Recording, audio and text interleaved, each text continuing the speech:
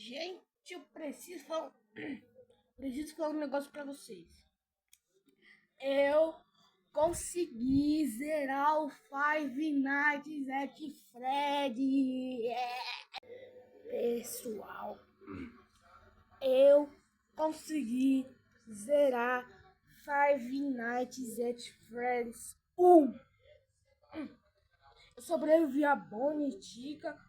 O Foxy ficava saindo da Praticola, mas não me atacava.